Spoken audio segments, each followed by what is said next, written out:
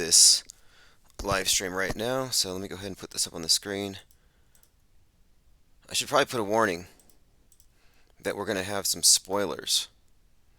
We're going to be talking about the movie Leave the World Behind. Let me go ahead and send out. Okay, notifications have been sent out. They're scheduled, so any minute now. And next thing I need to do is update the titles. And you know what? I want to change the title to reflect the blog post that I just made about the movie. I did a review, and I caught something in it immediately, which, if you're just looking at the story and ignoring the extraneous details, you might ignore the brief flash of the number 1619, which showed up on the person's radio, the car radio. And that number has some very specific reference to the 1619 Project, which is a view of the history of the United States that's inclusive of the years leading up to 1776. It doesn't start there, but it actually would start when the first slaves arrived in Virginia. And I thought, this movie has too much in the area of racial politics already kind of thrown in there. And it's pretty obvious, and I'll get into that in the review, for that not to mean something. And then I was looking into this deeper, and I was reading about the 1619 Project. And I came across this fact that I didn't know, which is that the first ship that brought the enslaved Africans landed at Point Comfort in today's Fort Monroe, Hampton, Virginia, aboard a ship called White Lion. And the movie really kicks off when a big oil tanker called the White Lion crashes on the beach. So that cements it, that the 1619 Project and the White Lion, the White Lion and the 1619 are a reference to that project.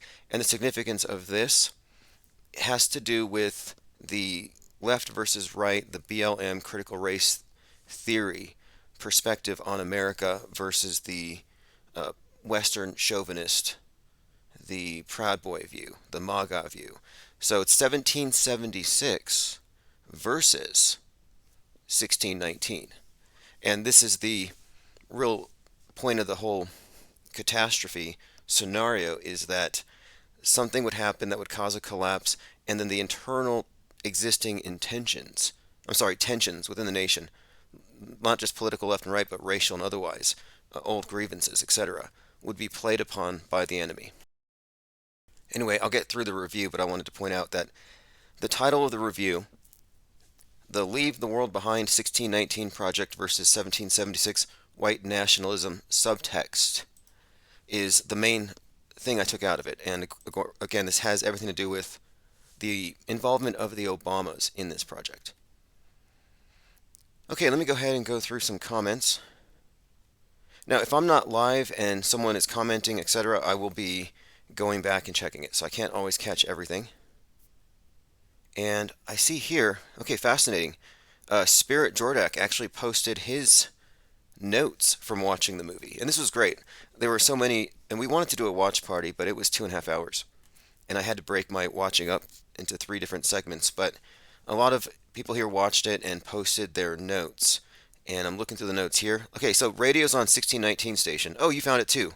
The year of the arrival of the White Lion to the port.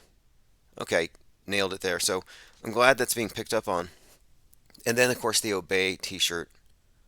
Okay, this is great. I'm going through the notes. And again, the notes are all posted in Discord, and you can also go to Twitch and find them as well. I'm going to see if I've missed anything. There's quite a lot here. By the way, Julia Roberts' birthday is 10/28, the day Matt Perry died. So that's a big deal. The day Matt Perry died, because there's a lot of references to the final episode of Friends, the finale. Stogie1 said, "Do you read the chat here?" That was a few hours ago. Echo Charlie says, "Babyface Kyle got the quickest trial in modern history." Listening to the 24/7, Gage Grossarm still cracks me up. Well, his name is now Peter Prediger. Not Predator, Prediger. It was J.J. Rosenbaum who was the Predator, who was shot in the pelvis, which is poetic justice. And for those lefties who are still mourning over that creep, he died doing something he loved, chasing a minor. So you can take comfort in that. Yeah, Pete Trippa asks if phones are open. Yeah, let me go ahead and turn on the phones. And I'm going to go through the review, but I just want to make sure that everyone is here and they are aware that there's going to be spoilers. Echo says somebody got that kid with the white hat at the rally, just the type they were looking for Project H465. Yeah, Kyle was 17. Kyle Rittenhouse was 17 when he shot Gage. When he shot Gage's bicep off, or squibbed him. Was that a squib? Was it fake? But he was 17 with a white hat, and that was taken to mean something by the Qs. I'm just going to call them the Qs now. They get mad when I call them Kool-Aid drinkers or crack smokers or the QAnons. They say we're not QAnons. There's Q, and there are nons. Okay, so you're Anons, and then you worship Q, and like there is no Q. It's too mystical for me. So I'm just going to call them the Qs. I'm not going to make a distinction between Qs and QAnons in Q. I'm sorry. I'm not going to get lost in their lingo. Like I will call them whatever I want to, basically. And if they're anons, they can't really cry about it because they don't exist. Anonymous people are cowards. I just had to point this out. Anonymous trolls have no clout. They don't exist. They don't own what they state, so they have no accountability, which is a dodge, and it's weak. But it also makes them weak. I've been dealing with anonymous trolls for years now, and we're going to de-anonymize. We're going to drag some of them out into the light very soon. Side topic. Okay, looks like we got a good number in here already. I think about 5 more minutes and the other notification will go out. We did get our other channel stricken down because of medical misinformation or illegal opinions or something. Don't care. If you get a channel taken down because of something you say on the phones, it will not be held against you. In fact, it's a badge of honor in a way. Because we're testing the boundaries here. The whole question of where's the edge is irrelevant to me. It's a worldview thing, and for me it's about where's the edge of it, the edge of acceptable discourse. Shout out to Mark. Thank you very much. He says, thank you for the peace of mind. Hope this can help you with the book tour.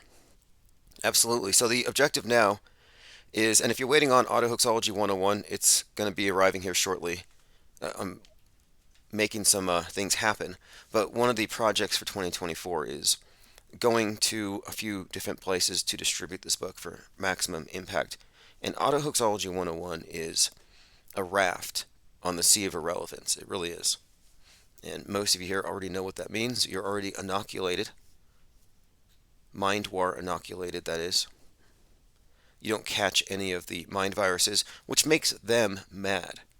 Because you're supposed to have maids, so you're susceptible to their programming without any sort of mental immune system. And if you don't know what maids is, you can read about it on the Autohoaxology 101 glossary. Just go to the blog. Okay, so the phones are open. If someone wants to call in and interrupt, that's totally fine. At any point here, I'm not in a particular rush to get through this review. Again, I'm not offering spoilers on a movie. I'm offering spoilers on reality, because what they're going to do is set the stage for the next psyop using the movies, Netflix in particular. And the fact that you have President Obama and Michelle Obama here at the front of this particular movie is extremely pertinent. So let's continue. From the beginning of Leave the World Behind, there's references to the final episode, the season finale of Friends, the last one. Now, there's something that is said in the beginning where she's asking her mom if they can go visit the cafe from Friends, and she's told it's just a movie set, which is kind of interesting, and I think it has a double meaning. Like there's another conversation where the mother is talking to the other main character and just says something about how what we live in, because they're talking about the internet and having to deal with it not being there. And she said this reality is mostly an agreed upon mass delusion that is necessary because of how awful we are. And if you take those statements together, it's just a movie set. And this mass delusion, this agreed upon delusion, is necessary because of how awful we are. That gives you right there the explanation and justification for the psychological war anyway. That is, if they're using psychological warfare to subjugate us so we don't actually have to go out and kill each other. We can do all the war through the culture wars and through the mind war and through psyops. Then that is more humane, and maybe it is necessary. That's the basis for the whole idea of using the terror of gods and superstition to control the unruly mobs. I mean, this is just how the elite have always looked at the masses. In fact, there's the explanation. People say, why? What's the big explanation behind all of it? What's the big meaning to all these different fake events? And I think ultimately it's a form of exercising power. Instrumentum regni, instrument of monarchy, expressed by Tacitus. And the concept is basically this. He says, superstition maintains the cohesion of the Roman state. And what he's referring to is this: the multitude is fickle, full of lawless desires, unreasoned passion, and violent anger. The multitude must be held in by invisible terrors and pageantry. For this reason, I think it's not rash that the ancients acted in introducing among the people notions concerning gods and the terrors of hell, and the moderns are rash in banning these beliefs. So it makes sense to keep everybody superstitious so they can be controlled. And I don't think that the moderns have abandoned these beliefs. They've replaced them. They've replaced them all. And we talk about this all the time, about global warming being the new flood myth. And it's for what purpose? To control people, to regulate them. And it's still being done. It's weaponized superstition. And that's why I consider much of the what people consider to be tragic events and terror attacks, I consider these to be more or less contemporary myths. Okay, continuing. From the beginning of Leave the World Behind, there's references to the Friends, and so of course there's a connection with Matthew Perry and Julia Roberts. And of course, Matthew Perry made some cryptic Instagram posts before he died, submersed in his pool. There are some Batman references. And of course, at the beginning of the show, he's spitting water out because they're dancing in the fountain. So there's some kind of a flood reference. And the movie does make a reference to a flood. In fact, it's broken into parts. And one of the parts is called the flood. So there is something there that, not quite sure yet, but there's something here. It's very 9/11-y, as you'll see. The brother wears the shirt that says Obey, which is a clothing company. It's got Andre the Giant's face, designed by Frank Shepard, who did the iconic Obama Hope poster. And this is a big clue because it suggests that Obama is he's present in this sense because he's a producer, but then this is another connection, and it's the word obey. And as you'll see throughout the movie, the subtext is actually told in the t-shirts. For example, the father's wearing Bikini Kill. And even before I watched the movie, someone had pointed out, hey, Bikini Kill could be a reference to the atomic bomb tests at Bikini Island. This is before you watched it. So having watched it, there's a scene where he's standing there with this Bikini Kill shirt, and someone else infers that, or says that, your son could sleep through an atomic bomb. So they make that connection quite solidly there. Now there's a scene, of course, where the girl's wearing this NASA shirt, and it's constantly like really just in your face that she's wearing a NASA shirt.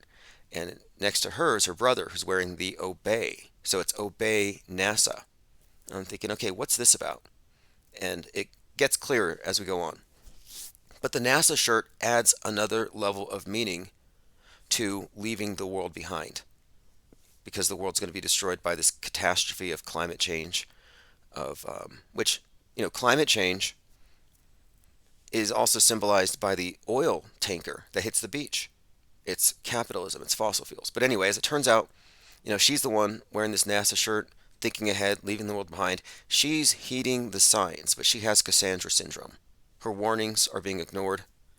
Cassandra comes from Greek mythology, and she sees the future, but nobody believes her. So in the scene where the ship's coming in, the oil tanker, she's saying, the ship's coming in, and nobody's getting up, nobody's panicking.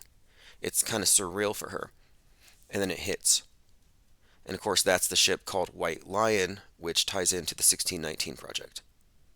There are frequent shots of a map that shows the United States drawn and quartered like it's in four pieces. There's been X through it. It almost looks like a radiation sign or a hazard sign. It's just kind of ominously divided with this red, this scarlet. Again, it looks like America butchered. Now, the address for the house is 11963. It's in Sag Harbor, or it's got the zip code 11963, Sag Harbor. So they show this number a bit. So the number contains 1963, which is Kennedy's assassination year, contains 119, which has even more significance. And 96 shows up in a lot of places. And of course, you can find within this the 1619, which shows up later. But the things that they show here, like for example, the white characters are renting the house that it's owned by this black character. And Julia Roberts' character shows a lot of resentment towards having to share the house with them. And she wonders aloud if her daughter's even safe. So there's this kind of like, it's not even subliminal. There's this like racist overtones here that she's just kind of conveying. And it's made more evident later. But what I think this suggests is that it suggests something about the resentment of racists in America towards the Obamas in the White House. Like this is definitely what it's pointing at. And if you, as we'll go through, you'll see it really does point back to this. So leaving the world behind, she's the one who sees the signs. Nobody believes her. She says the ship's coming in, which again, this refers to the oil tanker. Again, it refers to fossil fuels, capitalism, climate change. She's like Greta. She's of the Greta generation. So her parents are oblivious to the problems that their generation created for hers. There's a movie called American Blackout, which came out in 2013, which uses footage of then President Obama, who asks the citizens to, quote, stay calm and listen to public officials.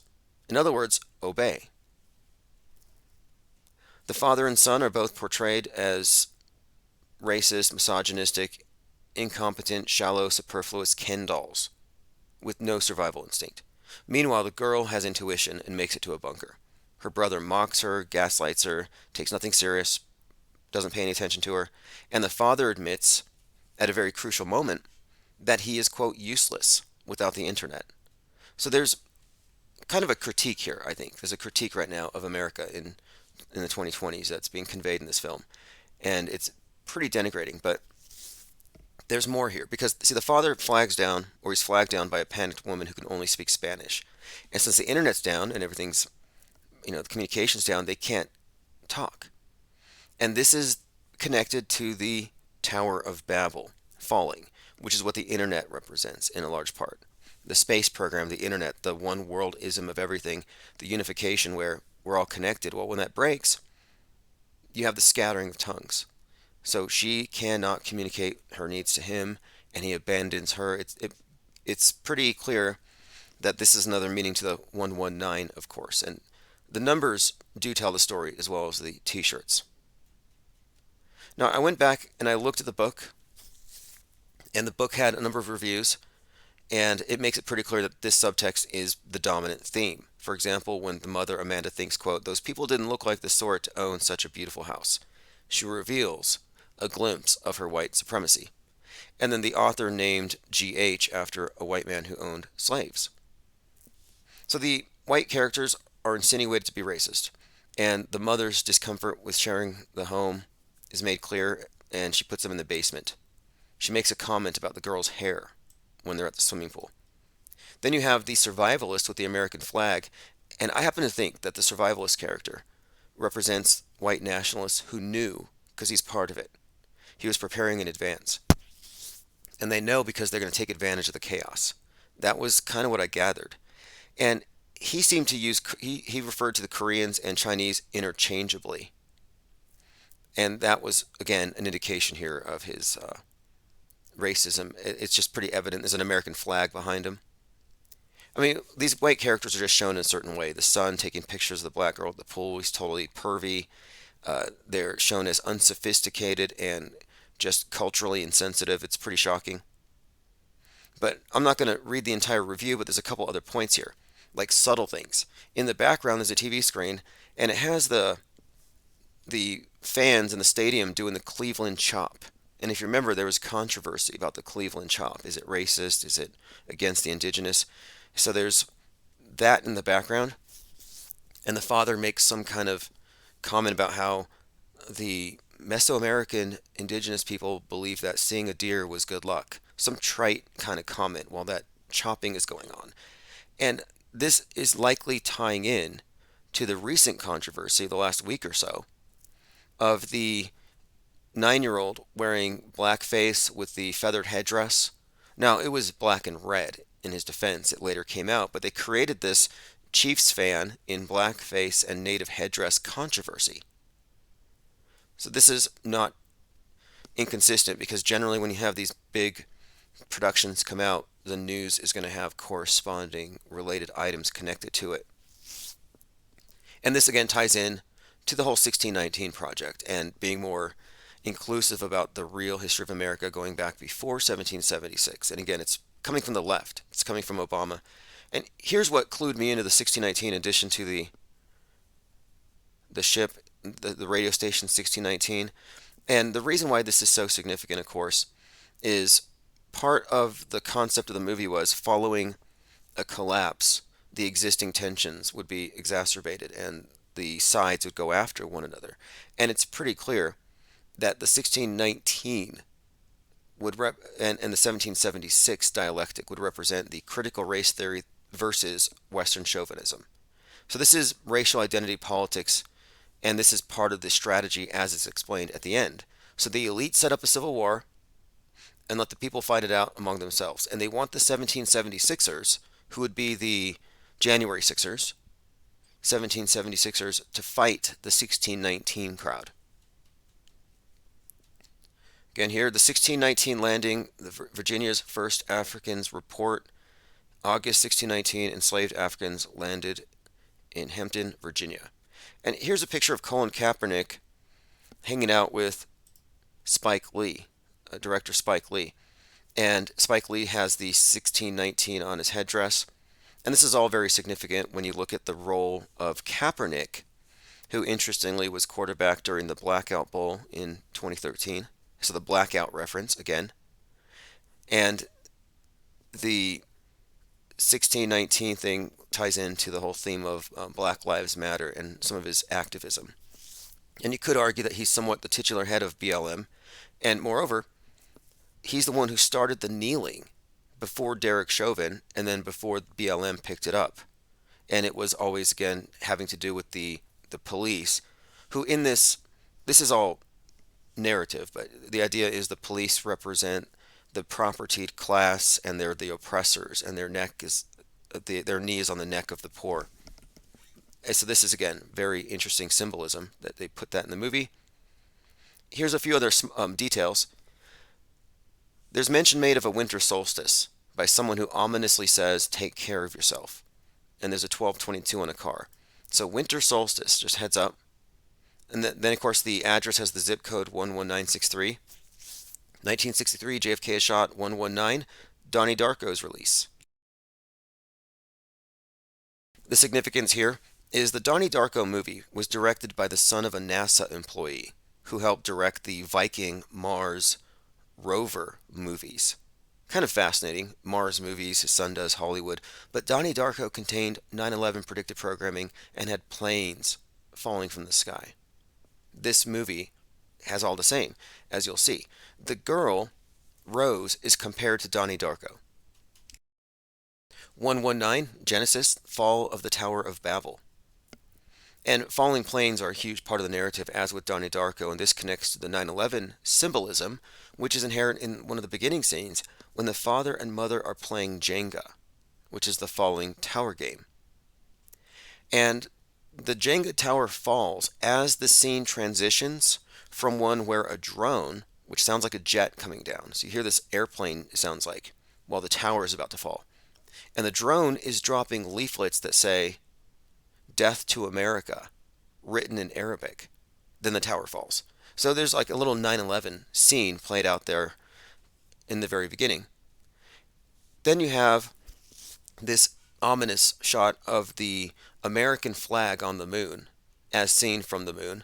And then in the background there's Earth, which eclipses the sun, creating a corona, which is a repeated symbol throughout Donnie Darko.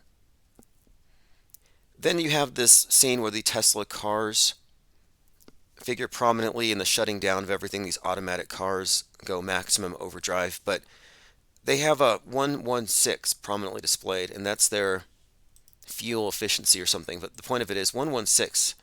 This number is consistently used in conjunction with the domestic violent extremist nuke attack on America. In Batman, Gotham is underwater on 116. 611, Timothy McVeigh's execution date. There's the armor of God the white nationalists and far right use, has to do with some 611 verse. Uh, Tim Ballard from Save the Children had a 611 on his pendant. So this was Timothy McVeigh's execution date, very significant. Oppenheimer's IMAX film about the nuke has an 11.6, 11 miles long, 600 pounds. And then he's wearing a K6 badge, 11.6. My point is, and there's dozens of these, there are many references to 116 specifically relating to a white nationalist attack on our power grid. And to add to this, it's the Teslas that are referenced here. And you can look at Elon Musk's role right now in this particular ongoing psychological operation. Now, again, I don't know the 96, what it means, but it was shown too many times to be meaningless. The ship crashing, again, represents the ship of state. And I think that's pretty much it. But the main thing here is that the movie um, has a meaning here, a Civil War subtext, and it largely has to do with capitalism versus something that's sustainable, and then it has all the different layers to it, specifically the racial thing and the world, of course, rather the nation or the history of America beginning prior to 1776. But it's all there, and the fact that there's an Obama behind it kind of tells you that there's no way this isn't an accurate reading of it. And if you watch it, it's pretty grotesque. I mean, it's a great movie. It's really well done. I'm just saying that the way the characters are portrayed is pretty grotesque. That's just the negative stereotyping. Okay, phones are open. If you want to go ahead and call in, I'm opening them up right now. 505 349 0420. Flatlander says, you really put a lot into this. Wow, thank you. You know, others have also, in our Gilded chat, contributed to this. And so that's one reason to join InfinitePlaneSociety.com. We have a lot of researchers. Thank you, Diana South. We at the IPS appreciate the support. So let me see what Spirit wrote here. Okay, Ethan represents a useless man who cannot do anything without a phone or a GPS, a soy boy. Yeah, good call there. The Prepper says Russia knew it was coming and withdrew its diplomats.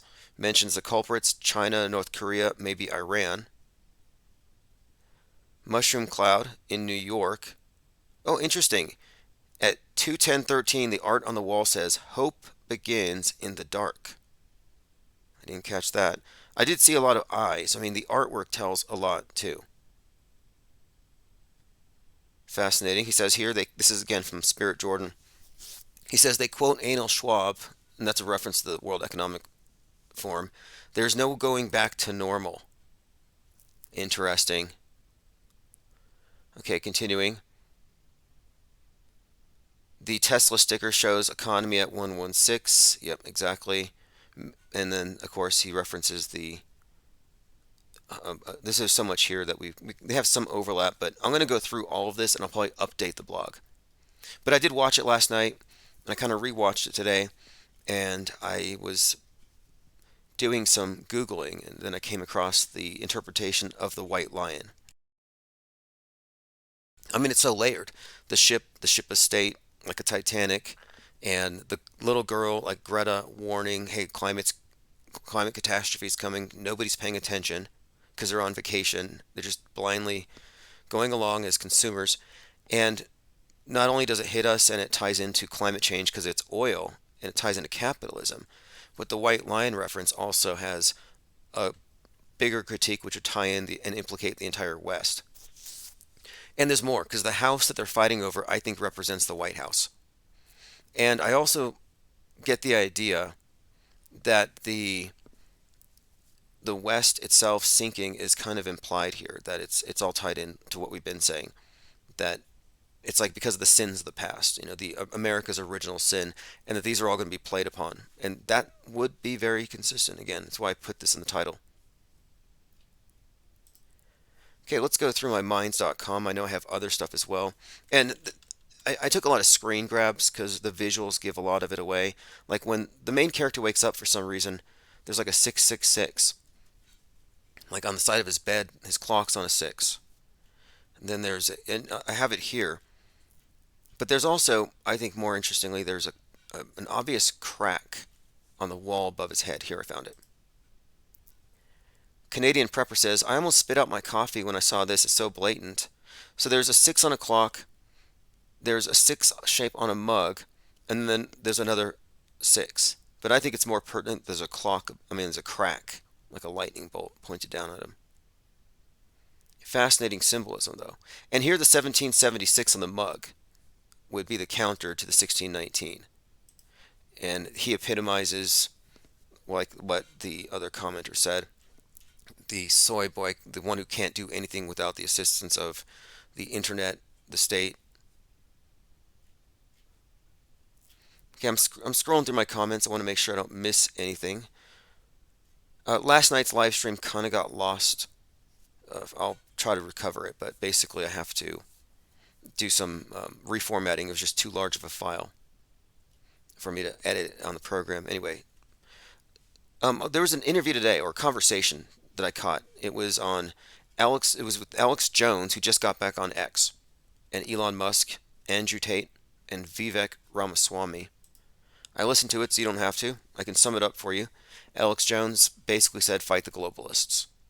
Elon Musk, spelled with a Q. Elon Musk basically said, "Have more babies." It's the extinctionists versus the pro-humans.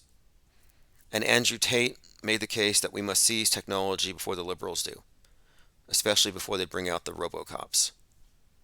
So that's pretty much it. Copaesthetic says Kevin Bacon wearing a Dallas Cowboys hat. Interesting. DC. Derek Chauvin. The DC has been popping up in a few things. But yes, he was the one who I think may represent an insider. Lean Dion says it's the young girl's character Arya Stark who kills the Winter is Coming Night King in Game of Thrones. Oh, that's fascinating. Okay, there's a fascinating connection because Game of Thrones is about the West burning. It's about this medieval thing with these various families and kingdoms competing, but ultimately Westeros is the West. And when Westeros burns, it's the dragons, which could represent China, and space lasers, Chinese space lasers. But anyway, it's the Westeros is burning, and the whole theme, winter is coming, I think is a reference to nuclear winter. So when the snow comes down, it comes down along with the ashes of the West, or Westeros. And of course, there's all kinds of connections between the House of Stark and Iron Man and the Iron Throne. The Iron Throne, Iron Man, Tony Stark connects to Elon Musk, who's taking us to Mars, which if you look at the symbolism, Mars is associated with iron. And we're entering the age of Mars. Before we do, the present age has to be, burned down. But yeah, fascinating catch there with Kevin Bacon wearing the cowboy hat. Diana South says, I agree with having more babies. Now that I'm old, I wish I would have had 12 instead of one. It's interesting how one side says we're running out of babies, and the other side says bash your babies' heads against the rocks and enter a Barbie land. And, I was thinking about this today too, or how we have this comparison between, Barbie and Oppenheimer. They said Barbieheimer. And we had correlated it with the nuke is the beast and Barbie's Babylon, the Whore of Babylon. And later, the Godzilla movie comes out, which is a metaphor for the nuclear weapons. And it actually beats Oppenheimer. So now the two top movies would be Barbie and Godzilla, another nuke replacement. But again, it's Barbie, it's Babylon and the Beast. So I'm looking at this, but it's interesting how this is all perfectly split in terms of the messaging.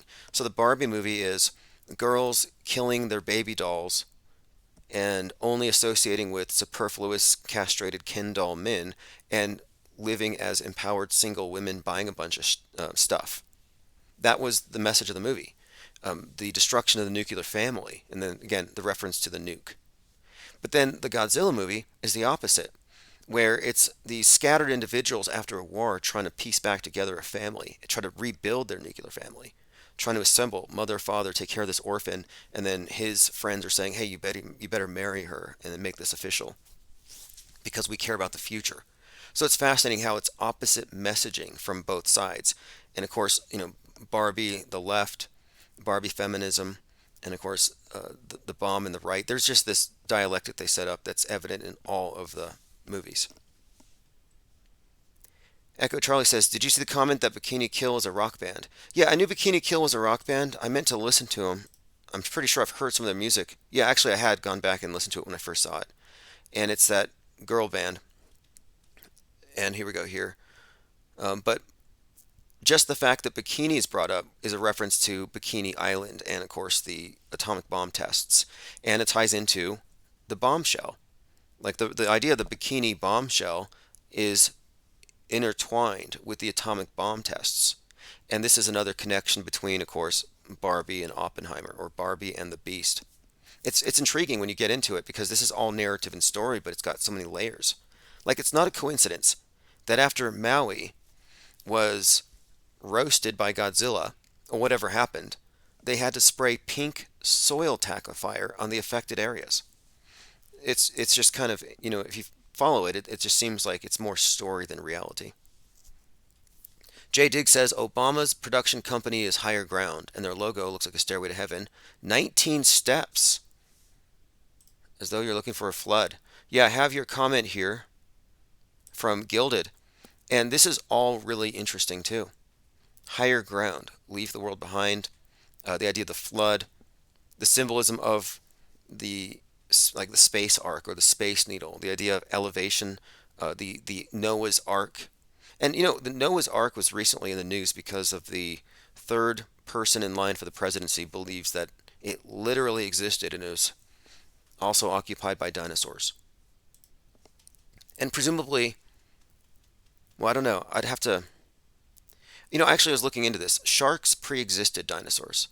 I'm just wondering what happened to the dinosaurs if they were on the ark. But this ark theme is just a consistent theme. It's the same thing as a bunker or the space ark concept. But the idea here is that when there's a reset, you have the chosen ones who are selected to survive. I mean, the ark is not a good story. I mean, Noah's flood is a terrible story if you really look at it. But it's been brought back in the modern era with climate change and global warming. And what is the main theme of this movie? Global warming, climate change, or main subtext, capitalism being brought down because of what it's doing to Gaia. It's like Gaia's revenge, which is suggested with the weird way the animals are acting. J. Dick says that map was upside down as well. Yeah, they showed the map several times, and one of the times, and I have it highlighted on my blog, it was upside down. I find this fascinating that the children are wearing Obey NASA side by side, which would kind of reiterate the messaging of don't look up, which is if we don't obey NASA, we're all going to die. And of course, she's the one who is ignored and she's trying to warn everybody. And I really want to emphasize this. 10 years ago, Barack Obama was in a National Geographic movie that came out on the anniversary of the superstorm Sandy. And the movie is called American Blackout. And it was the same year as the Blackout Bowl, Super Bowl 47, which I think correlates to the presidency for the number 47. And we can get into that because the 47 stuff, Derek Chauvin, D.C., getting slashed at 47, stabbed rather, 22 times. After player 47 gets slashed. I mean, it's pretty deep when you get into this because it's all a build-up. But in this movie, Barack Obama, as president, is basically saying, yeah, basically everything's been shut down, obey the authorities. And here's the image of the American flag, or the map of America upside down and drawn and quartered and bloody. Everything about this says Civil War. And there's a couple other things. He describes this, he said one character describes it's a coup d'etat, followed by civil war, and then collapse. CCC. And someone pointed out that it's interesting that Trump is going to be in Vegas this month to watch, was it Colby Chaos Covington? So there's again, nothing in here is insignificant. The fact that the 1619 is only shown on the radio for half a second, I mean, it took me a few minutes to get a screen grab because they barely even throw it on the screen. And yet it's one of the primary messages next to the very obvious white lion. The movie deserves a second watch. I'm pretty sure I'm glossing over a ton of things, but I wanted to get the main point out that the subtext here is like Turner Diaries, Helter Skelter, Race War 1776 versus 1619 at the end of some kind of societal collapse.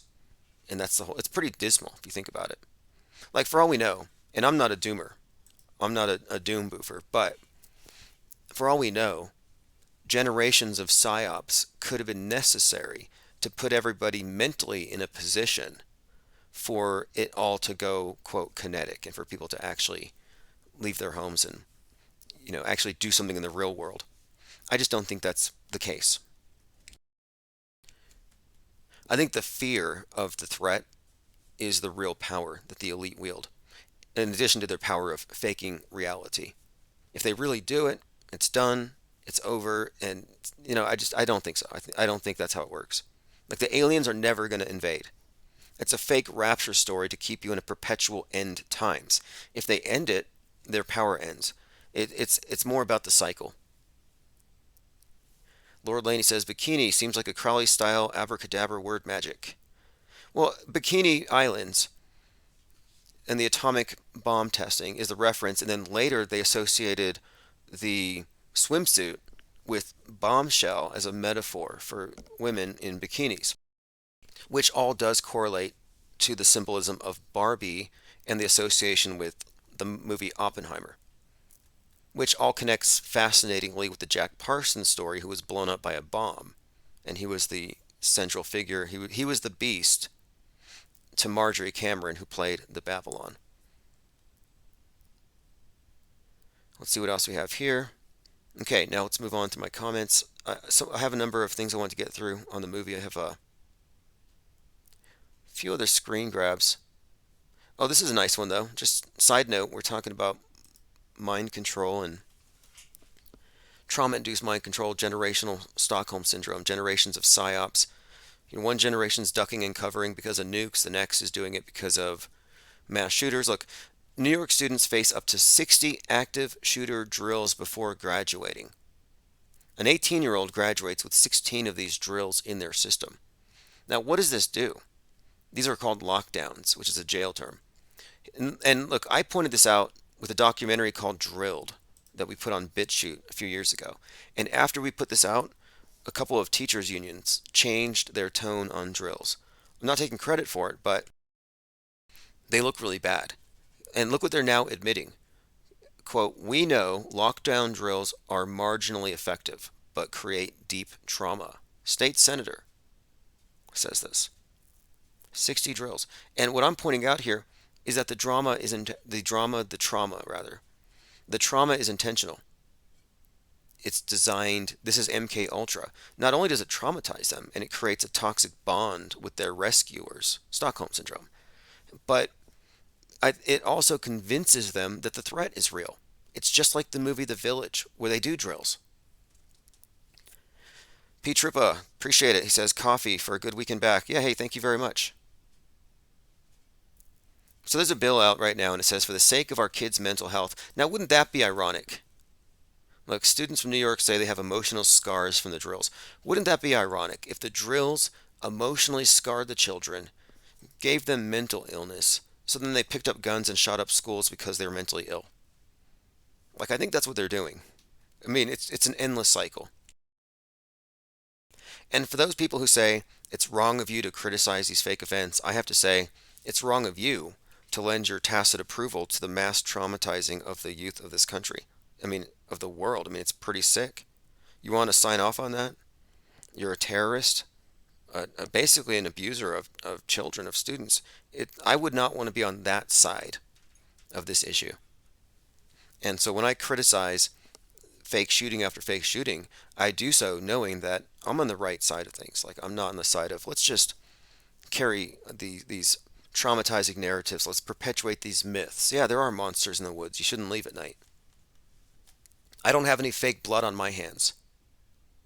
And anybody still carrying around one of these false flag theories has a bunch of fake blood on their hands and they're showing it off like some kind of a good guy badge, virtue signal. And I'm like, nope, that's not virtue signaling. You're carrying fake blood for the MSM and you're not getting paid. I don't respect unpaid crisis actors. I actually respect crisis actors. They're my favorite kind of actors in many ways. I spend more time with them, but unpaid ones, media advocates, no, not so much. Oh, by the way, the here we go. Here it is. The speech I gave, the 1 minute speech I had at the Albuquerque City Council, about the space station being underwater. It went onto a channel called Toon World Spell on TikTok.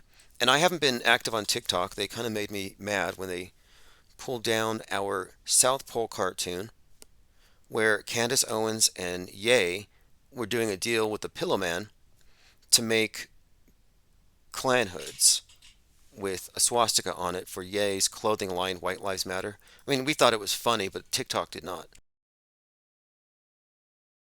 But anyway, someone else put that video on TikTok, 211,000 views for a channel that only has 1,600 followers.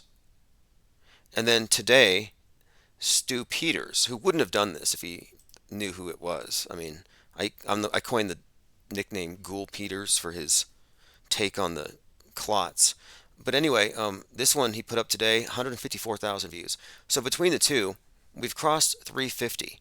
And if you haven't heard it, this is where I was just drawing the attention to the city council here to the fact that a lot of money is being wasted on a simulated space station. Imagine if the federal government gave $19.5 billion to Hollywood.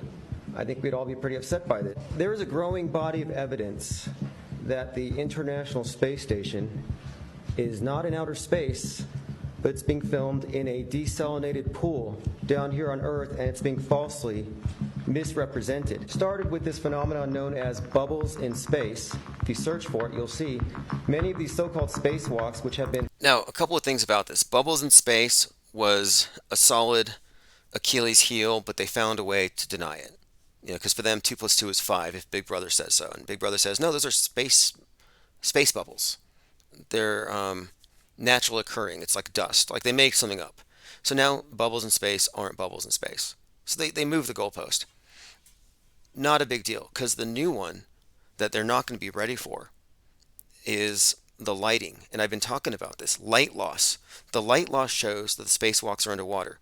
Now, what's interesting, and this is funny, what's interesting about it is, as soon as I started talking about this, USA Today puts out an article that, no, the space station is not underwater, but there is a neutral buoyancy lab training facility in Texas somewhere. So I'm like thinking, wait, why are they suddenly confronting this? And then it starts going viral here, and I'm thinking, this is definitely a weak spot for them. It's definitely a weak spot, and the light loss is something that they won't be able to do away with, if you ask me. But what's even better is this.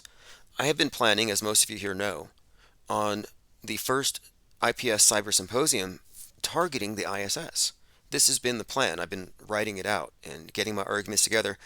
And I just thought, wouldn't it be nice if I could just use AI to provide me all the clips that I need to do a concise takedown and breakdown of the ISS? And now that I'm looking at it, I have the hive mind working on my behalf, because I'm going through Stu Peters' post here with 150K hits, and most of the videos are people responding with their own videos. Most people here are actually agreeing with me. And I scrolled through it, and for the most part, and he's correct, I agree, too much is not adding up. And I was just diving through the comments, there's hundreds of them, but many of them are videos. So in other words, there's a lot of research that's being provided that I'm going to use in this cyber symposium. Are there any pictures of the ISS being built? Let's see here. The Earth, yeah, that's right. The Earth has been created in a way to keep you here. Everything we've been fed since kindergarten is bogus. Let's see what else. It's a distraction from the heinous acts on Earth. Would not surprise me. Now, there are some people who say you can see it with a telescope. Now, this one's pretty good. So, this looks like an image of the space station crossing the moon. And I have an argument against this, by the way. I will not accept any ISS transits I just won't. And if they're in front of the moon or sun, I just won't. And there's a few reasons why. The main reason is it takes the human observer out of it. When you're looking at a transit, you're looking through a filter. You're looking through you're not looking at what your human eyes could see, and so it's actually it's fakeable. There's room there for a sleight of mind. Anyway, he zooms in and it says something the size of a football field from 253 miles away is impossible to see. The ISS is fake. Yeah, I think they made it too large when they do these transits. Like they pass around the same file and all the fakers use the same file. I think it's too big for something that's that many miles away. Planet Ship says NASA is also the largest user of helium as well, aka balloon satellites. Helium's low density means it can be used for lighter than aircraft like balloons and airships. They say it's a clearing gas, but we know why they really use it. Okay, let's see what else. You can literally look up and see it. I mean, you can do it yourself. Go to a tracker website, it'll tell you when, and then look up. You know what they all say? They all say, you can see it. Just get the app. They always shift it to you. And I always call them out. They're going to say, you can go see it. Just look at the app. I say, have you seen it? And 100% of the time, the answer is no. There's so many people who used to play this they say, hey, you can just go see it. You know that, right? And I'm like, have you? And their answer is like, no. And I'm like, well, then how can you insist that that's evidence if you haven't done it? And I called out Mick Toon on this. Mick Toon himself has not seen the ISS. He's like, you can just go out and see it. It's so easy. Then go do it. Okay, phones are back open. I think someone just tried to call. If you want to try again, the number's on the screen. Guarantee this person has not seen it. Okay, and Political Tunes says, in 2015, I spent hours watching videos, a 30-hour live stream. I saw unexpected elements, green screen fails, floppy doors, reflections. Fascinating. Infinite Plane Radio. Hey, good evening, Tim. This is IPS correspondent Pete Tripper. How you doing tonight? Hey, thanks for the coffee. Hey, you're welcome.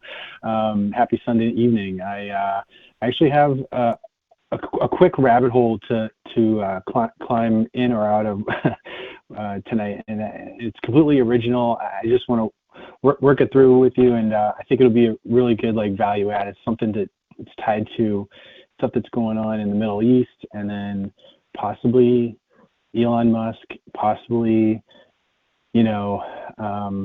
just the way movies are filmed and video games. I'm just all over the place, but I think I can sew it all together pretty nicely if you let me go. Yeah, by all means. Yeah, please go. It's actually pretty cool.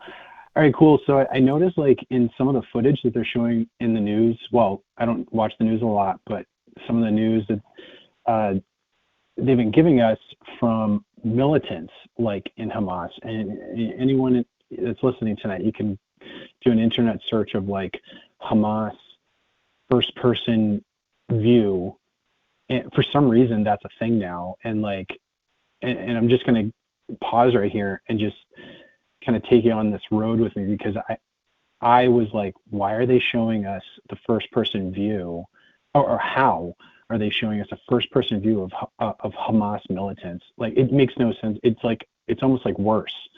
I don't know if that makes any sense to anyone, but it's it's not just the news propping up a camera on a tripod next to the battlefield and recording. It's actually a guy wearing a GoPro, and this is a lot. And I'm not just saying it's 5 guys. It's as if they purchased from GoPro or actioncamera.com or something, a box of thousands of these cameras, and they're all wearing them. So it's very easy to find these I'll just go ahead, take a step ahead and say there's body cams. And I thought to myself, I'm like, wait a second, where have I heard this before? Where am I seeing this before? And I don't know if it was like during the Obama years. Um, there was like, there, remember there was like stuff happening like between, there was like racial tensions, once again, and the president vowed that he would make sure that we would have more body cams so that that could be like, I remember that being a thing Yeah. during his presidency for a while. Trayvon, And if I had a son, it'd look like Trayvon. Then you had Michael Brown, yeah, and that was specifically a thing. yeah. Oh yeah, no, this is why I'm bringing it up with you because you're gonna bring up a lot more stuff than me because I can like only do so much. But so I started thinking to myself, I'm like, why or where have I like really found or seen first person shooter kind of viewpoints? I'm like, all right, video games, movies, great. This is like IPS's wheelhouse. You're focused on like the present course of media and where it's going. Well, I do retro auto hoaxing a little bit more, and I think that I thought back about like where and when there were like the real first-person shooters, like where they came about. And I'm sure someone, there's some old, people of a certain age that probably remember like old Wild West, arcade games in the '60s. So I did a little research, and I'm like, I don't even know that stuff, but I'm sure they were around. But I remember like Wolfenstein 3D, Doom, like video games like Quake. It was like GoldenEye, N64. Like you know what I mean? There's like a ton. There's so many. I mean, Call of Duty is another big one. Yeah. I mean, Oh, I don't really okay. play video games anymore. A recent But one. another one is like Fallout 4, Fallout 3. Those are like first-person shooters. And, oh, sorry. Go ahead. No, you're nailing it because yeah, I was going to mention that one, but also more recently, it just so happened to be coincidental, I suppose, that Modern Warfare 3 was released on the evening of the evening prior to the Israel Hamas kicking off. So you had millions of people Okay. tuned in to Yes. first person shooter point of view when this thing happened. So they're already like conflating the video game with the news reality, and I think it's part of opening Oh the my Overton gosh. window. But yeah, there's definitely a correlation here. Oh, this is great. This is going to be like later on in the conversation because I that's exactly what I was thinking too. But for with regards to other things, and I'll kind of lead into it. But I wanted you to know first before we go there is um, there's a couple of cool things that I found when I went down this rabbit hole, and it's that first person video gaming was essentially created by NASA, which is like really messed up to say because when I found out about this, they were NASA scientists, quote unquote, trying to research computational fluid dynamics for future spacecraft designs, and that led to essentially games or training modules for military, like such as like army professionals or it's not army from like army personnel. I don't know how you want to say it, but like men and women in the military to save money, Tim, they would, like save bullets, to like they would,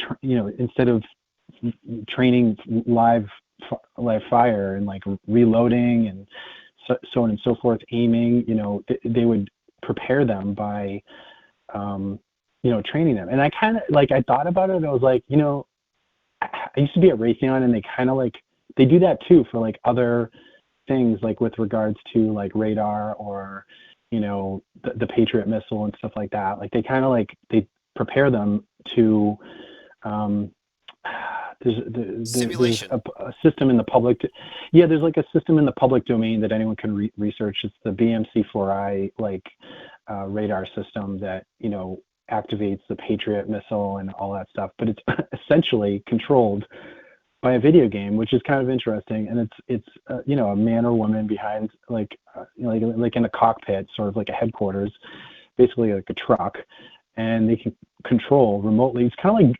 I'm sure there's men and women that like control drones, kind of like that.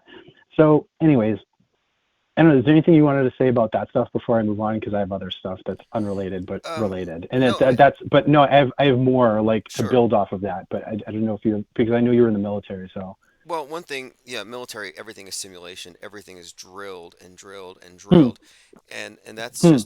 that's just like what you do all the time. Everything's simulation. Everything is an exercise, and Yeah. it's all rehearsals. But the other thing is the first-person shooter phenomenon is fascinating because if you look at Hmm. it, most games where people are immersed in a simulated environment, sitting in their basements or whatever, is either it's a first-person shooter or it's like outer space travel. So there's a lot of like programming for space travel as just Yes. a given, and then the mass shooting Oh thing. my gosh. Like when I heard about what's his name, the Sandy thing, I was like, there's no way that little thing kicked down a door and killed that many people with that many headshots. But I was realizing it's totally believable to people who've played video games their entire lives. So that's what I was going to say. The video games is a huge part of programming Right. this. So your in your wheelhouse is like media, so I think that's the video games is part of that. Now the movies aspect of it or shows, that's a whole other thing. Now there's parts of movies like The Matrix where there's like kind of like scenes where you're in like the first person view of say like Neo for instance, but there's movies like Cloverfield, which is like a huge one, the Blair Witch Project I've brought up on here before. The Halloween movies, Friday the 13th, a lot of like horror movies, which kind of makes sense. Um, but there are like other movies that are like completely filmed in like first person view, which I thought was like something, maybe to bring or to fall to track like as time goes on with you as well. Um, Okay, but wait, that one's I good guess though. Matrix. I'll, Matrix I'll kind of using stop with you. because Yeah. Matrix was like first person point of view. If they were one of the first ones to do it, Yeah, it was that just an example. but that's a good one because that movie came out just before the Littleton shooting, and they were dressed like characters from Yeah. The Matrix. Yes. So there's a kind of a tie in there. But yeah, please continue. Oh yeah, yeah, yeah, yeah. Being John Malkovich, when I was growing up, there's like, I mean, you can that movie Gravity, another one that's some of that was shot in like first person view. Um, I don't know. It's almost like it's just weird how like once I discovered one thing and like other things kind of popped up. So, but one thing did you? So I didn't see Oppenheimer, but did you saw Oppenheimer, right? Yes, yes, I did watch it. Okay. What what was the so from what I've read is that it was written by Christopher Nolan in the first person view. Is that was that how the movie was shot as well? Or I'll have to think about that for a minute here, and see if that is the case. But okay, go on. well, but anyways, I think you brought up with other people calling in too that like sometimes like the director changes like kind of like the final product of the film like a little different from the way it's written. And in this case, I happened to stumble upon that the Oppenheimer movie, although I think it was taken from a book, the book Oppenheimer, which I also have not read, so I'm not a professional here speaking. I'm just kind of like doing a little rabbit hole digging. And evidently, the way the movie script was written was in the first person, so which I thought was interesting. Um, as like a side comment, and where do I think all this is going? Well, of course I don't truly know. However, there's some tie-ins to artificial intelligence and Elon Musk's Neuralink, which there's like in the past there's been Google Glass and all this other stuff, and I think the war or all these first-person shooter video games and movies are kind of like preparing us. Like I don't know I don't know what like the next step would be like what hook us up to something even more three-dimensional where we're just sitting on our butts, You know, that's and just kind of like where is it progressing? I mean, I've been pointing it out that it's like post 9/11, they can now see through your clothes using these scanners, and they can palpate you in case you're carrying something. So now they're invading your privacy yeah. a little bit. 19 years later, now they can know what's in your they have to know what's in your blood because you got transmit something, and to be traveling, you need to be cleaned first, cleared, as the Scientologists would say, or vaccinated. So there's another level of security where now what was a private medical matter is now now a matter of public interest for it to be known. And the next stage, I think, is mind virus monitoring. And this is where Neuralink comes in. Whether it's literal hardware or just more intense monitoring, your mind viruses are now going to become a matter of, I think, public. Um, it's like the public's interest to know. Right.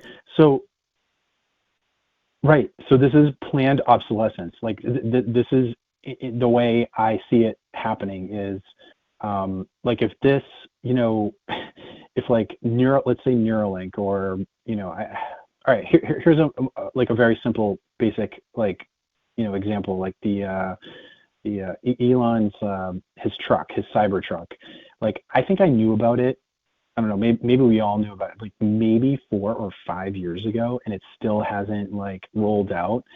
And I think that's therein lies like how a little bit how they do it. Like it's almost like your Netflix perspective, how like they roll out like the shows the year before something happens. I think they've been preparing us for this Neuralink. I don't really, I'm just, of course, it's just speculation because I could care less. Like what, at some point, you know, this is all just speculation. So it's just like whatever. And for now, it's just fun. But, Wait, wait, you caught on something here but though. that's like a really, Okay, because the Cybertruck, for people who don't know, yeah, it was a few years ago. It was 2019. It was supposed to come out, and the release of it yeah. was perfectly timed with the Blade Runner movie's similar Cybertruck. The Blade Runner movie was actually taking place in the future, Los Angeles, Oh, 2019 November. So he released it at a timing that was consistent with the movie where it actually comes out oh at. my So this God. is an intentional thing. But Blade Runner was about what? Replicants, people carrying. How do you determine who Oh has my the mind God. virus?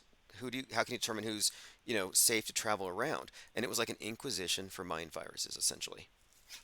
Oh my God, this is exactly why I knew if I called it would be awesome.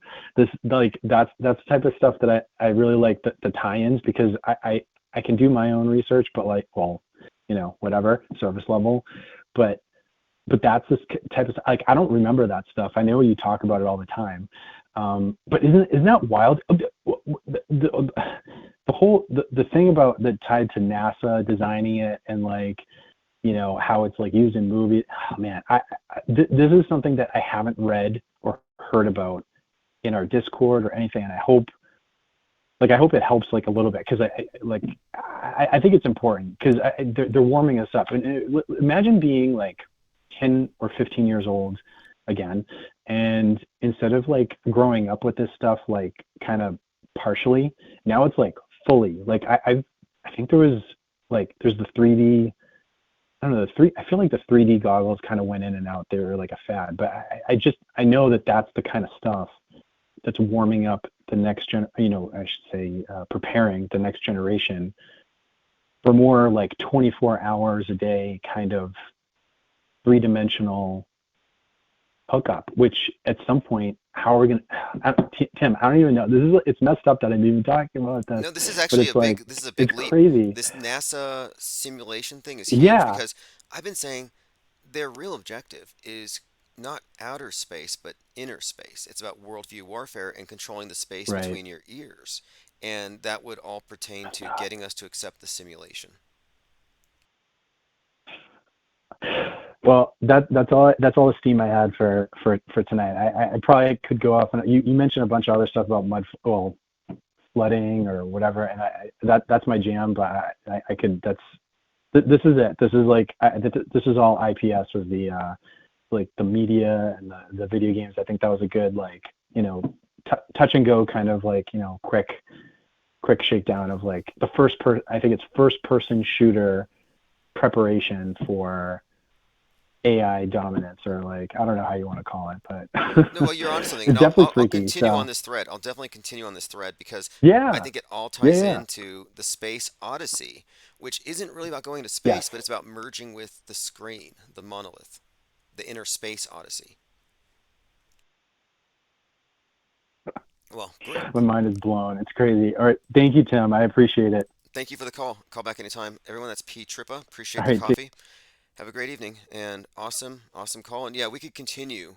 And I would like the caller to call back at some point later this week and talk about the flood stuff because just having done my review of this tonight, I just focused on the connotations of the 1619 project as it relates to Civil War in 1776 and worldview warfare. But what he brought up with the flood is another aspect of the film. And of course, climate change is a subtext, but there's a flood theme that's very prominent. And there's an interesting part where this character is talking about being involved in finance and how if you can see the curve, you can read the curve, you can take advantage of it and avoid catastrophe. And I thought about that phrase, read the curve, because I've heard this expression, read the stitching on the fastball, which is a Limbaugh phrase, which I've used that a few times, read the stitching on the fastball, because it might be curving. But recently we've been talking about news benders. They bend our reality, bend the news. I call them curverts because they curve the horizon. And if you could read the news bending, you can know what is coming, which is why we predicted 3/11 2020 as ground zero Seattle for World War III to commence accurately. And it's because we were reading the curve. Elephant Tusk says solid collar. Oh, yeah, great research. And I'm going to delve into this because I think the key to understanding NASA is understanding inner space as their primary objective of controlling. And if you think about it, what was Stanley Kubrick involved with? It wasn't just simulating a moon landing, it was simulating the most famous headshot of all time, JFK's assassination. So there you have it. Strong connection. And when you get into it, if you dig into this, you can find Lee Harvey Oswald thought he was going to work with NASA, along with his buddies from Riley's Coffee. Well, maybe he did. Maybe he just wasn't on their fake space department because they're about controlling inner space, but he was actually part of their assassination hoax department. Elephant Tusk says our reality is just a large holographic collective dream. Now, I would say our internalized model of the world that we agree upon, our consensus model, it's not about shape or size, but our consensus model is this like illusion that they mold, they being the controllers over the media, the curators of our reality, the censors. And they exert control over the real world by controlling our internal representation of it. They put us into a doomsday cult. They weaponize superstition. Now, one of the things the caller brought up, the Blade Runner reference to the truck is just fascinating because Blade Runner is about an inquisition, basically, trying to find the replicants who look like people, but there's something about them that would give away that they're AI. Infinite Plane Radio. Hey, what's up, caller? Can you hear me okay? Yes, I am calling for the Mandela effect. This is Henry Kissinger. I am not dead. Okay, I thought this was Schwab. No, this is Henry Kissinger. It's probably the same actor wearing both of these rubber suits for these puppets that are used to You terrorize the right. called me, yes, you called me at this Klaus Schwab. I was with my PPTP and I put on your show. Well, Klaus With a Schwab. great reason. K- That's him. Surprise! It's 5. How you doing, brother? pretty good here.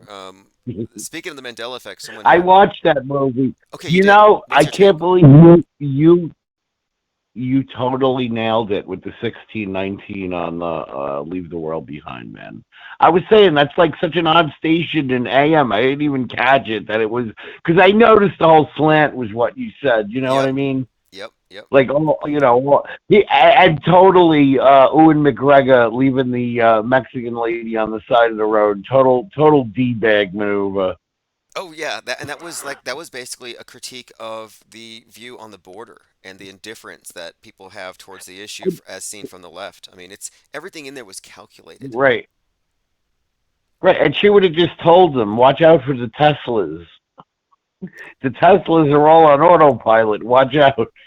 And it was like a stab at Elon. Yes, that was it. That had to be a stab at Elon Musk. So and this is, people, if you get spoilers here, it's because we're offering spoilers on reality. But Elon is enemy number one. And the fact that they have his Teslas being used to jam up the system is just like, yeah, it's a hit piece. And they had the 116 miles, or the fuel economy right there, on the screen, just pretty prominent 116, which is all tied into the flood and Batman. Now, here's what's funny. Here's what's funny too. I'm a New York native, so the geography on that show is all totally wrong. Because there's nowhere near New York that you can see New York that has vast open fields. So, according to my calculations, they're trying to pretend that that was like Oyster Bay, Oyster Bay, New York, and that would be a place where you're never more than a mile from a store. You know what I mean? I see. I see. Okay. And there's a lot of deers on Long Island, but not like the amount that they claimed in that show. So it was all a good bit of stretchery all around. But I did enjoy it. Oh, it was incredible as a film. I mean, I was really immersed in it, and I took detailed notes. I didn't hate the movie, but I noticed things. I'm like, You well, these are, you seem like the type of guy who watches. You seem like the type of guy who actually watches the credits too, don't you? I usually do. I usually stick around and, All right. So I want you to notice that here, Julia Roberts has a lens master. what is a lens master? So you have a makeup artist or a hair designer, and when you're a big star, you want to give them a credit in your production. And you also have a lens master. So a lens master is somebody who knows how to get the right lens to make you not look like an old lady in every scene. But they didn't do a good job because her age is showing. Well, she's She's still. she can no longer pull it off that Richard Gere would give $1 million for a night with her. Well, Put it that way. I would contend that this was intentional, that they made her into a Karen Harpy stereotype of a privileged. Absolutely. You see what they did? Absolutely. What you said it when she was like, "This is our house," though, and she was like, "Yeah, well, I don't feel comfortable with you. I don't feel comfortable with you in your house." I thought that was Obama and Michelle. That was Barack and Michelle Obama being portrayed when they They showed up. lent, yeah. I can't believe they were really involved too much high in production, but it's so funny that they got their name on there. And it's literally like so parallel with all the paranoia in their government, right? That everything that they were going to do. Like if they only had FEMA camps in that movie, that would have summed up the sum of all fears of Obama. Absolutely. This movie was full of Obamophobia, and it was all by design. You could tell, like, and I saw some articles.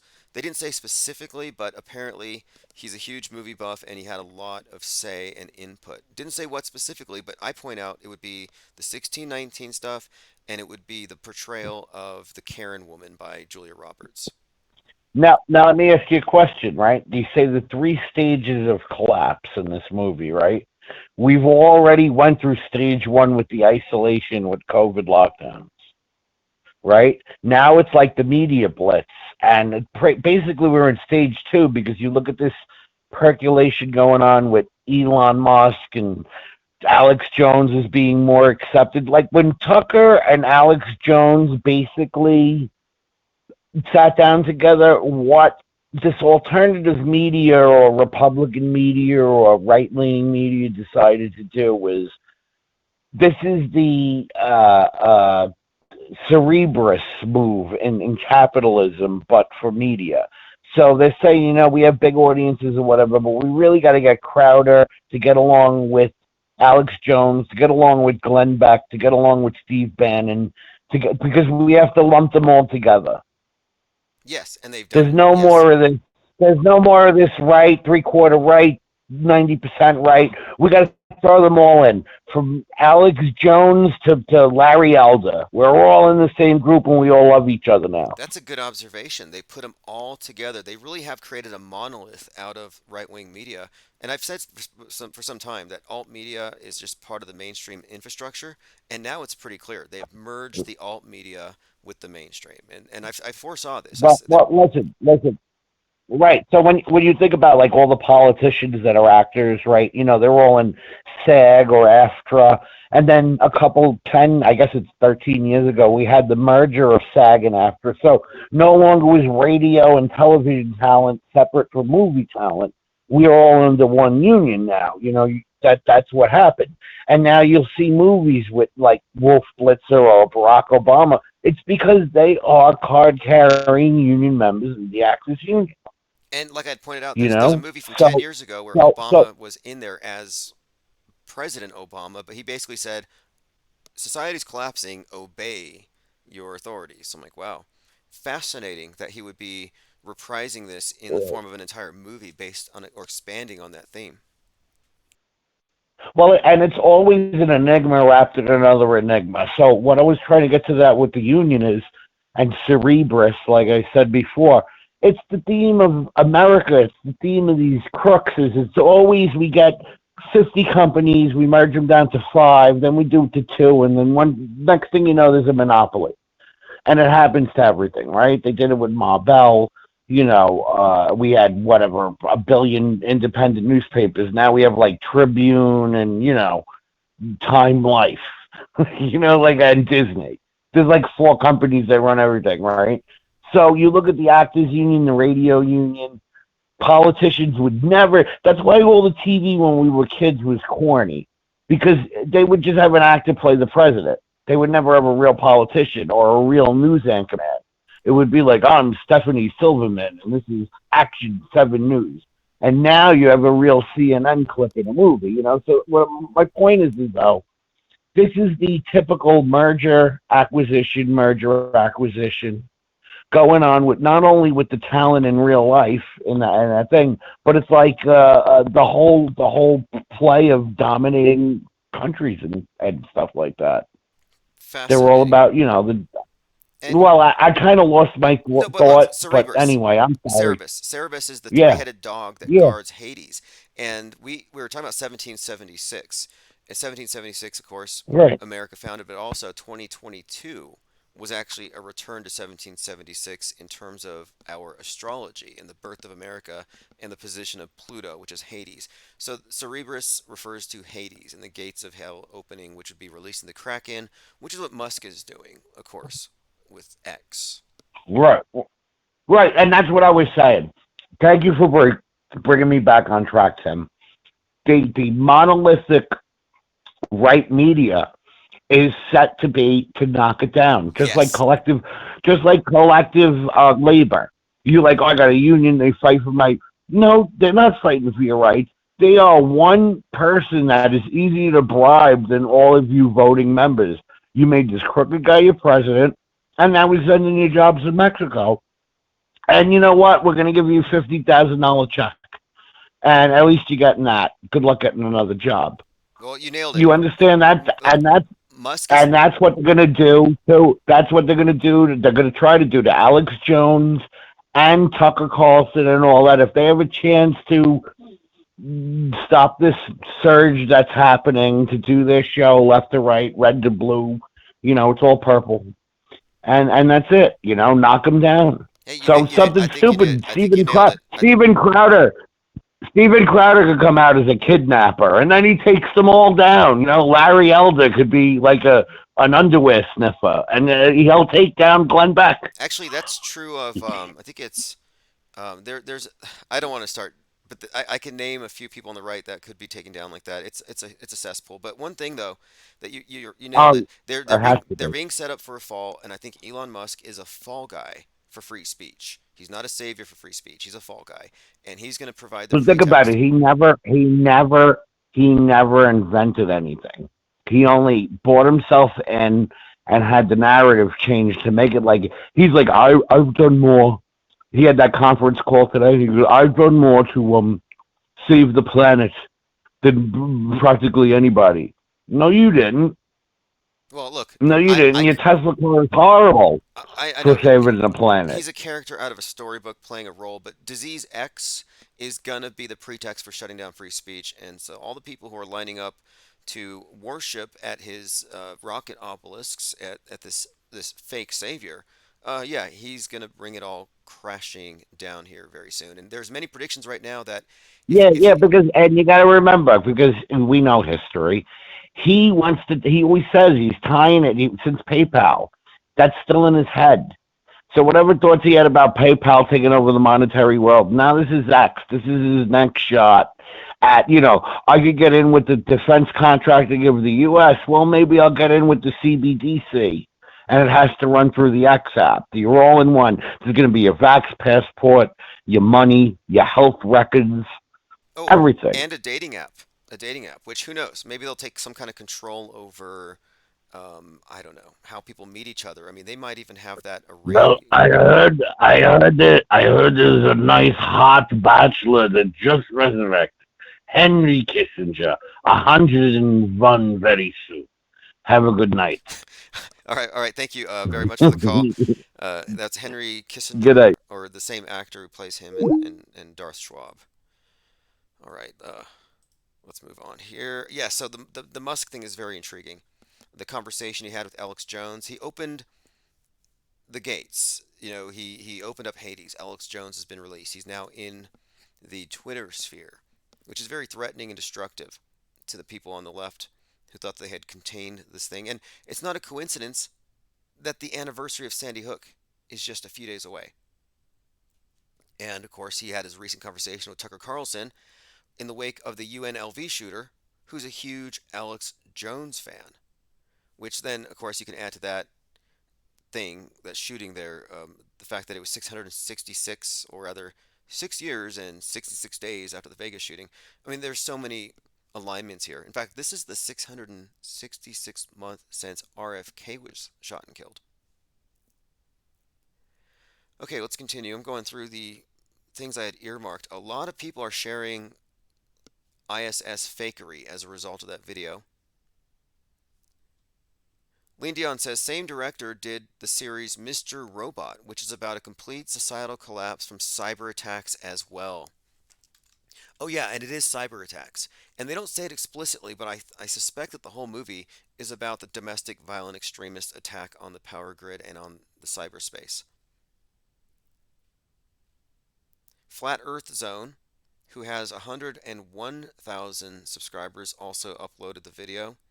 So it's a video that we did. I went to the city council when this channel started, and the intention was to do these weekly, and we got sabotaged. We have our White House connected stalker, but that's no longer an issue, and we do have plans to resume a lot of the things that we used to do. One of the reasons why we're activating the press pass carriers for the beginning of 2024. And the first cyber symposium is going to be targeting the ISS. So this is just perfect timing for me that that video is getting such traction, because I'm going through all of the comments and finding a lot of videos, and it's the research is just going on nonstop. Rolling Stone here complaining a year after he claimed Alex Jones would be permanently suspended. Musk, again they misspelled it, MUSK, it's MUSQ. Musk welcomes the conspiracy theorist back to the site. And again, it was Musk, Tates, Gates, Vivek. And the overall messaging from Musk was it's the extinctionists versus pro human. They're kind of reframing things. The globalists are now the extinctionists. It's kind of science fiction y. Echo Charlie says Tim is unmasked and unmatched. Yep, hot skull. My mind is not masked nor vaxxed. Here's the image from the movie of the two children wearing the shirts that obey and NASA. It's not even subliminal. In case you missed it from TMZ, Alabama cop suspended over tasering crying black man. Yeah, it looked like a scene out of Reno 911. It was clownish. And I lean towards it being a psyop because it's so inflammatory and it's on TMZ, but we'll see. I don't take anything here as being random in terms of the timing of things. And this movie coming out at this time, and the 1619 project being brought up, and I haven't seen any reviews yet to bring up the 1619 project. They all just scrape the surface. And the reason why is they're looking at story and what they're literally saying. But to get this stuff, you have to read into clues. And this level of digging into movies is usually something that's done by movie buffs, people who are just into the nuance, people who are into making movies themselves. But we're doing it from a different perspective. And if you haven't seen the movie, I think it's called, the American version of Utopia, you should watch it because it kind of explains a lot of what we describe here. But primarily, it's about a group of comic book fans, and that would be us. I mean, the auto hoaxers, because what they do is they're going through these comic books and they're finding out that the storylines are actually predicting what's happening in the news later, specifically epidemics, pandemics, and outbreaks. So they get an advanced copy of an unreleased issue that's, hasn't been out yet, and they find out what's about to happen.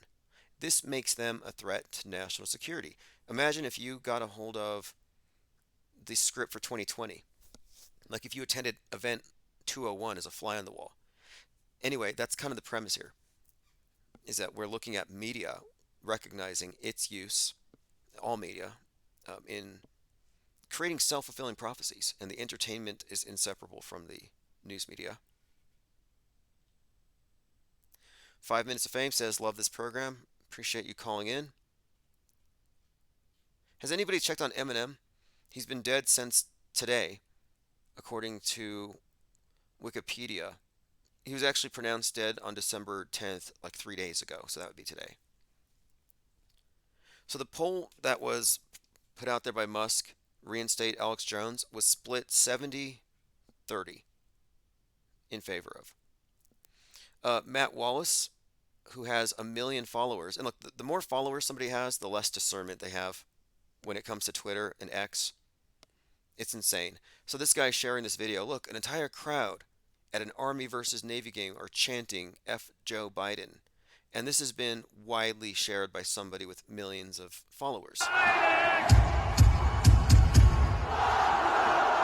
Okay, well, it got spread, made a lot of people feel good. They all jumped up and they said, yes, we're going to win this election. Well, it turns out it's fake. The audio is fake. There are no words being chanted. Somebody added this in. They're deep faking themselves.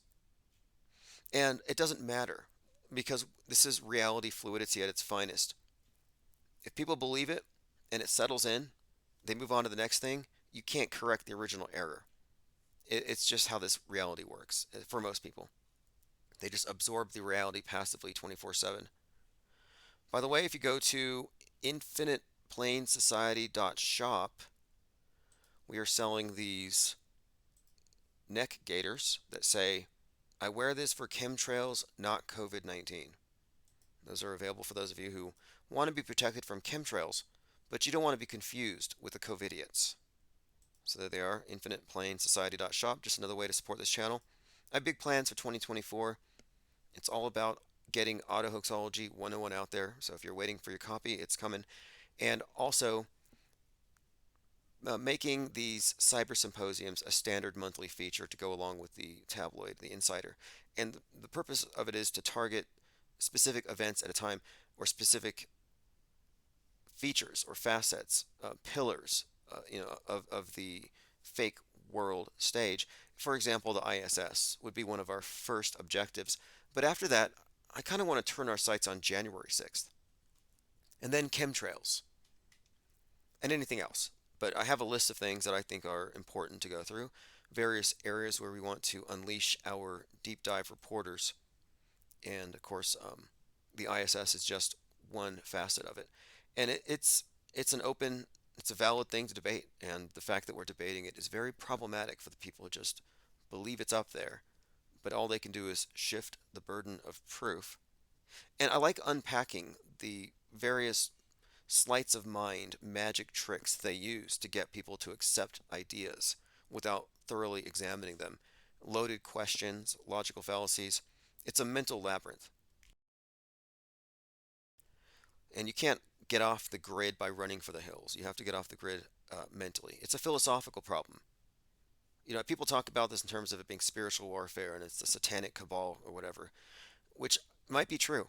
But I think the real way out of this isn't looking at it from the lens of just politics, nor going all the way into just spiritual, where it just gets overly simplified, good versus evil. But I think it's more about the nuanced philosophical deconstruction, and that would include epistemology and recognizing the role of media as supplanting perception and the kind of damage that has done. Plain Decoded asks if we are still live. We're live for the next 7 minutes. Vinny Barbarino 29 says, I wonder why UFOs have lights. Yeah, and why do they crash? I mean, they're capable of flying across the flat galaxy and they crash here. And then they crash and they actually get destroyed and they die. Like they don't have airbags, they don't have sophisticated safety devices. That makes zero sense. And why do they have lights? Well, unless they're high enough to reflect the sun, they wouldn't. And if they were that high, you wouldn't see them. They'd be that far from the Earth. Unless it was near sunset, unless they're signaling, which doesn't make any sense either. Why would you need headlights? I mean, there's just so many questions. The other explanation is that UFOs aren't physical crafts and that the lights that we see are something else. I have a few ideas. You know, the first person to see a UFO, the first UFO sighting, wasn't the 1947 Roswell crash that happened in Corona Field, which I visited during the Corona lockdowns. It was in 1946, and it was Marjorie Cameron who played the role of the Whore of Babylon in the Babylon Working with Jack Parsons. She reported seeing one in 1946. Plain Dakota says, when you're in front of the council again, wear an IPS shirt. You know, that's what's interesting is I uploaded that video on my own channel. I thought, you know what? From the very beginning, I said, I'm going to be censored. We're going to be targeted. So the objective is to get our content to be carried by others.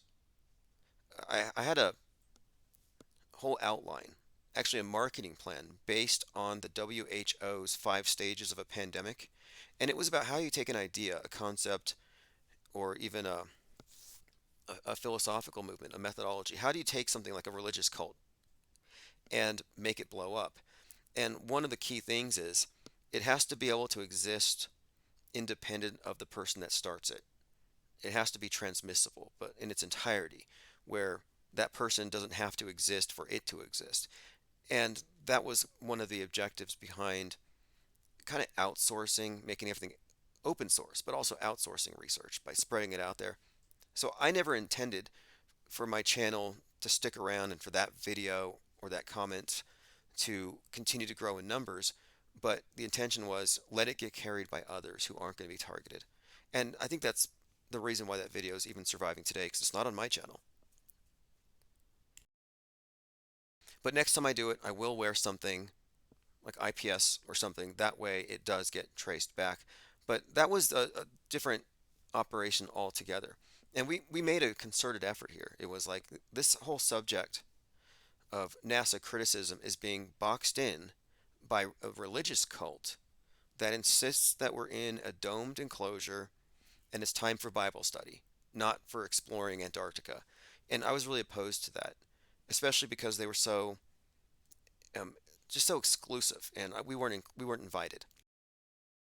In fact, we went to one of their conferences, and they pulled us out of they actually kicked us out. My point being, the conversation needed to be spread to wider audiences, and so we did a billboard, went to the city council. I told them the ISS was fake, and we just made these moves in order to guarantee the conversation would be reacted to by the mainstream media, which we found to be hilarious because they had no way to respond to it appropriately. Lean Dion says Stupiders would not have shared the clip if he had known it was IPS. Yeah, that's true too, because I'm the one who branded him Ghoul Peters because of his weird obsession with fake vax clots. Zbigniew Brzezinski, 1972, said, quote, shortly, the public will be unable to reason or think for themselves. They will only be able to parrot the information they've been given on the previous night's news. Prescient. It's almost like he knew. David Knight had a scathing tweet here because of Alex Jones being reinstated. And it's worth reading, it's a long one. I worked for Alex Jones for nearly a decade, had a 3-hour program where I gave my take on what was happening without editorial interference until 2020. In 2020, he showed what he was made of with the 4D chest excuse for Trump rolling out lockdowns, medical martial law, and creating the shots. Then he went in on Stop the Steal, laying the groundwork for it 2 days after the election, with the big lie about blockchain quantum ballots, identifying those who rigged the election, with 20,000 National Guard arresting people 2 days after the election. Even Rush Limbaugh commented on it. It had 1.4 million views its first day, and Clarence Thomas's wife sent it to Mark Meadows, asking if it was true. I had posted it here and on my InfoWars show. I was told I would be fired if I kept it up. I continued to call it BS. When Alex was raising money for his January 6th shenanigans, I called it a grift on air. I was fired on 17 December 2020. I continued to warn people away from January 6th, up to and including that morning on my independent show. I was on record saying it would be a setup loaded with federal agent provocateurs. Tucker and Alex are close friends. Both are trust fund kids with extensive family connections to the CIA. Agent provocateurs come in many guises. Again, that's David Knight.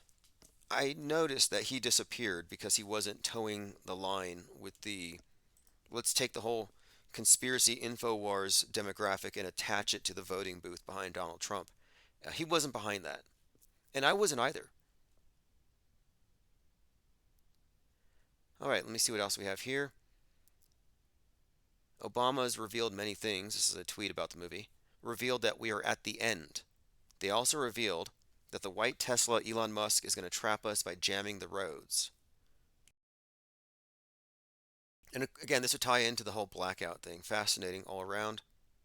The Donnie Darko connections are intriguing.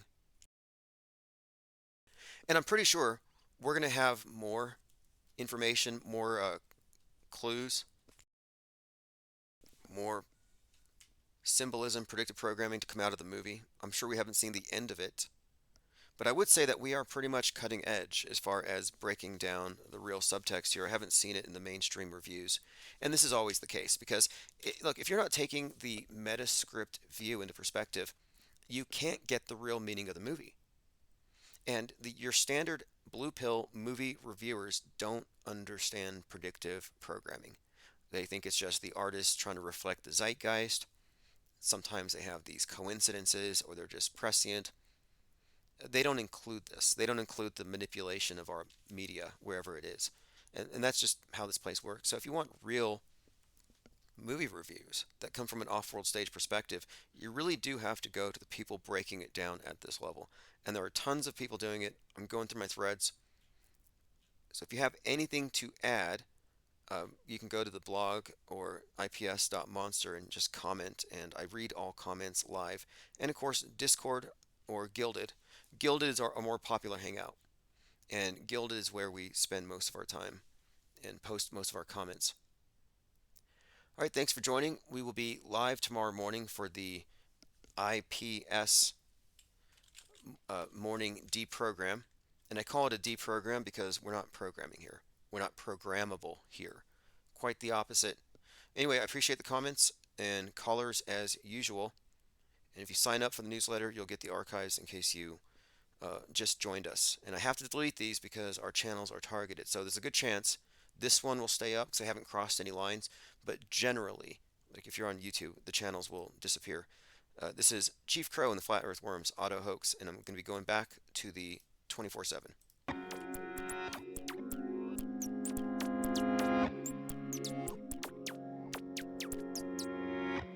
I'm on auto hoax and it feels so good. You just auto believe everything like I knew that you would. In my dream, you know I ain't got time, baby, for another crisis actor with soulless eyes. My buddy and me. Telecommunications active 1996. 96, y'all. Gonna filter your eyes and scroll